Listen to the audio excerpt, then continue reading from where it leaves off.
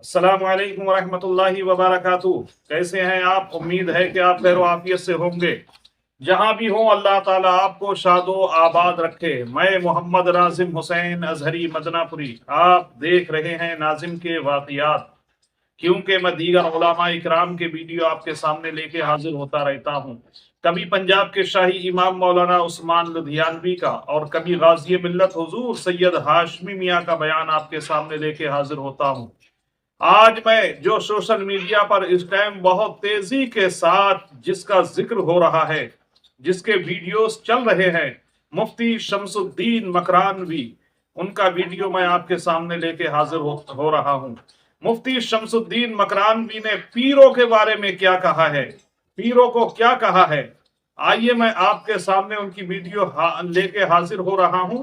मुफ्ती शमसुद्दीन मकरानवी की आपकी स्क्रीन पे वीडियो हाजिर है। सुनिए क्या कह रहे हैं मुफ्ती शमसुद्दीन मकरानवी। आज झंडारोहण होगा, शाम को बुलंद दरवाजा खुलेगा, फिर चराग दान में चराग जलाया जाएगा, फिर फूलों की बारिश की जाएगी, फिर मज़ार को गुस्ल दिया जाएगा, फिर महफिल समा का ये वक्त है और उसके बाद जो है हल्के जिक्र का ये वक्त है, फिर चादर पोशी का जुलूस निकाला जाएगा, फिर गधे नशीन साहब तशरीफ लाएंगे। गधे नशीन तो गधे नशीन थे, अब ज्यादातर गधे नशीन थे, गधे नशीन तशरीफ लाएंगे। इसी काम में पूरी सुन्नियत उलझी हुई है। क्या हो गया हमारे को? होना तो ये चाहिए था, वलियों ने जो करके दिखाया है उस काम को आगे बढ़ाते। जी वहां बैठे धुनी धोनी रमाए बैठे भी हैं। हमने ये भी देखा है वो जब मजाक में उसूलते नहीं अगरबत्ती लोबान की धोनी देते हैं तो जो वहां हाजिर होते हैं वो धुआं खाते धुआं खाता है खबीज। कुछ को देखा जो अगरबत्ती सुलगा करके जो उसकी राख गिर जाती है ना जबान से चाटता जाए। क्या लगा रखा तुमने यार? घर में मां बेचारी बीमार है, तड़प रही है, उसकी दवाओं के लिए पैसे नहीं है और पीर की जूतियां लेके कमीना नाच रहा है। घर में बाप तड़प रहा है, दर्द से करा रहा है, उसके पास बैठने का वक्त नहीं है औलाद के पास में, और पीर जिंदाबाद जिंदाबाद जिंदाबाद। और तेरे पीर के बंदे सुन कान खोल करके, तेरी जन्नत तेरे पीर के चौखट पे नहीं है, तेरी जन्नत तेरे मां के कदम के नीचे है। अल जन्नत तहत अक़दामिल उम्महात, तुम्हारी जन्नत तुम्हारी माओ के कदमों के नीचे।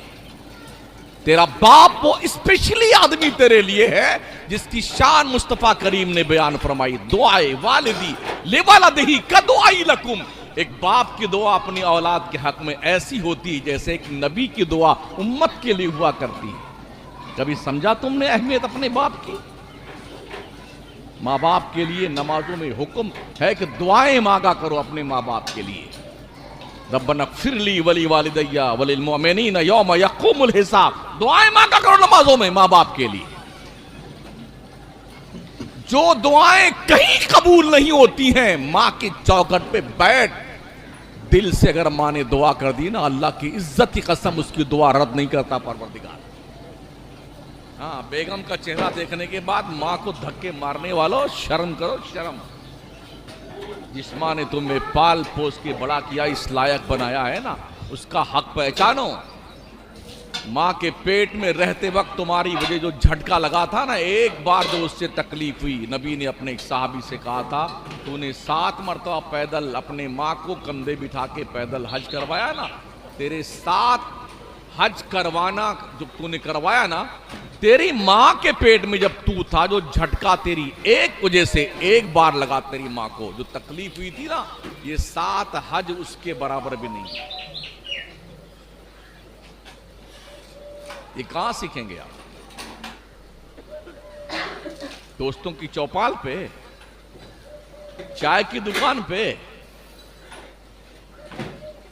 ये बातें आपको सीखनी होंगी उलमा के पास आकर, अपने इमामों के पास बैठकर, मदरसों में आकर के। और मदरसे हमारी आन बान शान हैं। मस्जिदें खुदा का घर हैं, मदरसे मुस्तफ़ा का घर है। इन दोनों घरों को अच्छे बनाकर रखो ताकि तुम्हें फख्र हो कि मेरे मुस्तफ़ा का घर कितना अच्छा है, मेरे रब का घर कितना अच्छा है। अच्छा बनाओ घर अपने रब का। ऐसा ना हो कि कहीं की ईंट कहीं का रोड़ा, भानवती ने कुंभा जोड़ा। ऐसा ना करो भाई। अरे कुछ समझ शरीफ में आ रहा है आपके, या वैसे आपके दहलीज़े समात पे हथौड़ा बरसा रहा हूं? पढ़िए, दीन पढ़िए, अपनी नस्लों को बचाइए। दुनिया की जितनी चालाक कौमें हैं अपनी न्यू जनरेशन पे बहुत मेहनत करती हैं। जितने नेता हैं, मिनिस्टर मिनिस्टर फनिस्टर, इनकी कोई भी औलाद झंडा लेकर के पदयात्रा नहीं करती है। कोई लंदन पढ़ रहा है, कोई कनाडा पढ़ रहा है, कोई जर्मनी पढ़ रहा है, कोई बर्तानिया पढ़ रहा है। जितने छुटभइये लोग हैं, जिंदाबाद जिंदाबाद जिंदाबाद जिंदाबाद, इस गांव से उस गांव, उस गांव से उस गांव, उस शहर से उस शहर, इस मंदिर से उस मंदिर, यहां झंडा वहां झंडा। ये दुनिया करवा रही है। चालाक कौमों का मिजाज ये है, इनको बेवकूफों को काम पे लगा दो और अपनी निसर, हम भी एमपी, हमारा बेटा भी एमपी, हम भी एमएलए, हमारा बेटा भी एमएलए। ये चालाक कौमों का मिजाज।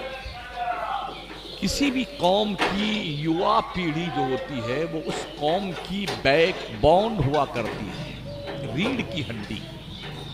अगर रीढ़ की हड्डी में कोई दुखावा पैदा हो जाए, कोई गड़बड़ सड़बड़ हो जाए तो आदमी की कमर टेढ़ी हो जाती है। इस कौम की नौजवान पीढ़ी ग्रेजुएट, क्वालिफाइड और बाज़ाब्ता तौर पर काबिल बन जाए, उस कौम का मुस्तक़बिल भविष्य रोशन ताबनाक होता है। और इस कौम की नौजवान पीढ़ी बिगड़ जाए, हाल हमारी कौम का ऐसा ही है। हमारी नौजवान नस्ल सिगरेट, चरस, अफयूम, गरम, स्मैक खाने की आदत।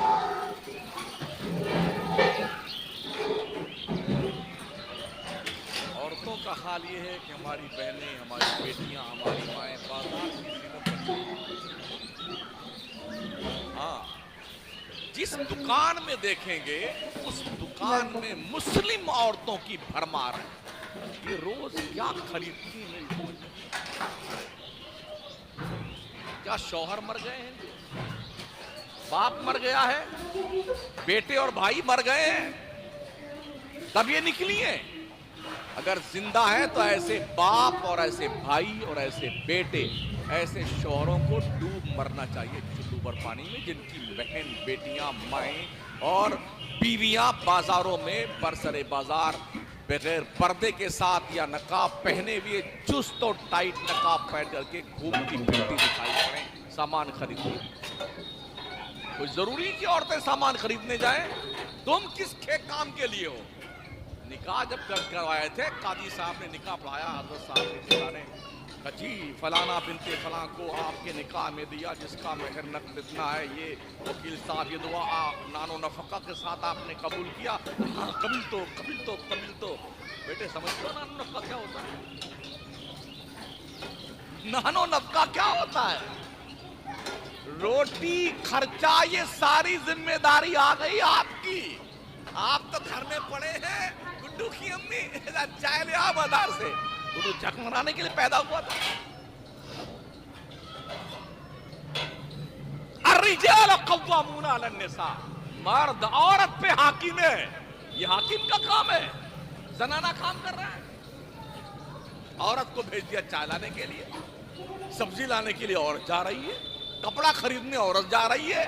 तो तेरी मत कहां मारी गई? ओ पागल मेरी कौम के लोगों, तुम्हारी मत कहां मारी गई? कब सुधरो?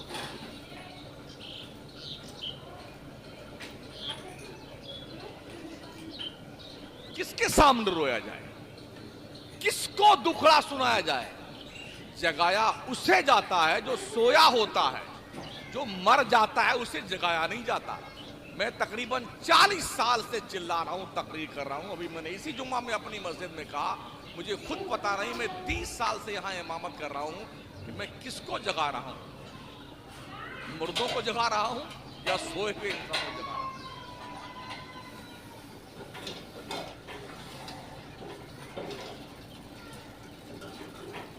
लोग कुत्ते पे मेहनत करते हैं ना, कुत्ता भी बड़ा काबिल बन जाता है। शायद मैंने ना क्या हो कि ऐसा 10 मिनट ठहरे हो।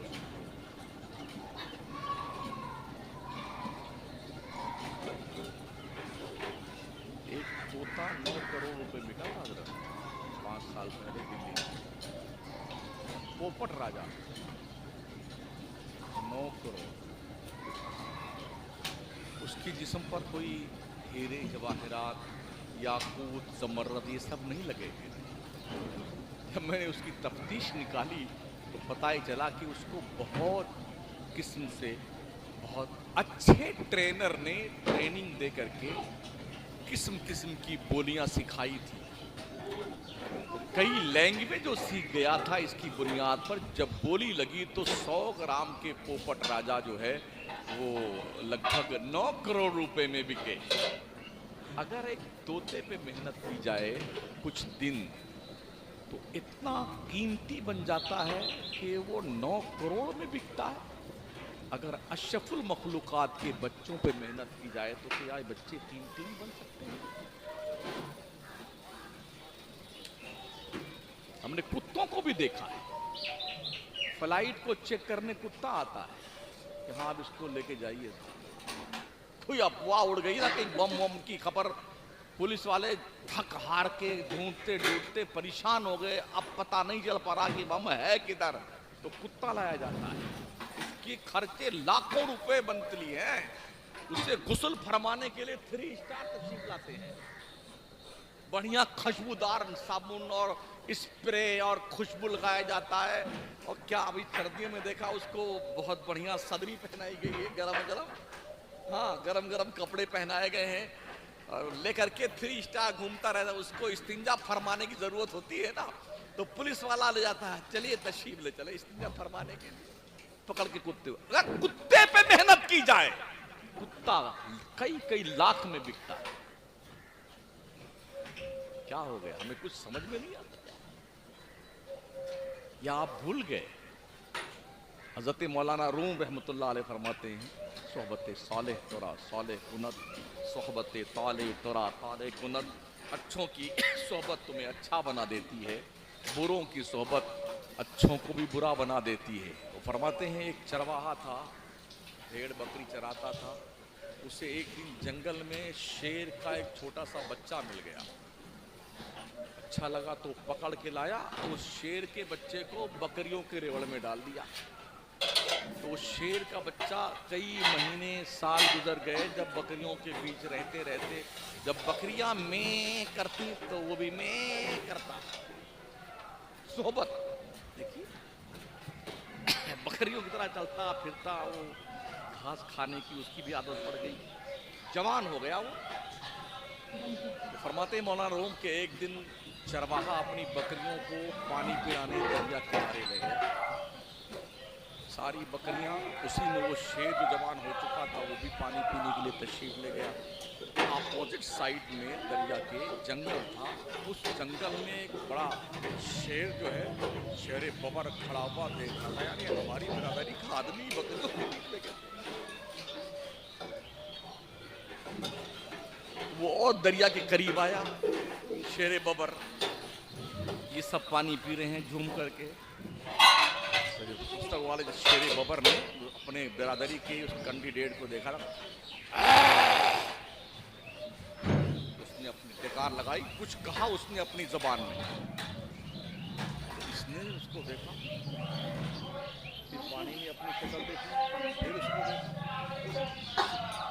कुछ इशारों बात हुई। अब उसको एहसास हुआ, यार मैं ये बकरियां हैं, मैं जैसा नहीं हूं, मेरी तो शक्ल उनसे मिलती जुलती है। मैं शेर हूं। जब उसे एहसास हुआ कि मैं शेर हूं, तो एक इधर दबाया, एक इधर। ये एहसास आपको कब होगा कि आप शेरों की औलाद हैं? आपने सुना मुफ्ती शमसुद्दीन मकरानवी के बयान को। उन्होंने पीरी मुरीदी के ताल्लुक से कितना जबरदस्त बयान दिया है। आजकल जो कुछ ढोंगी पीर घूम रहे हैं और अपने ढोंग को रचा रहे हैं और मुरीद उनको उठाए हुए हैं, उसके ताल्लुक से मुफ्ती शमसुद्दीन साहब ने बड़ा जबरदस्त बयान दिया और ढोंगी पीरों की बहुत जबरदस्त धुलाई की है, और ढोंगी पीरों की भी, और जो ढोंगी पीरों के साथ में मुरीद लगे हुए हैं उनकी भी धुलाई की है मुफ्ती शमसुद्दीन मकरानवी ने। नाजरीन, आपको ये वीडियो कैसा लगा? अगर अच्छा लगा तो कमेंट करके जरूर बताइए, और अगर वीडियो पसंद आया हो तो वीडियो को लाइक, शेयर और चैनल को सब्सक्राइब करें। इसमें आपका कुछ खर्च नहीं होगा, हमारी हौसला अफजाई होगी।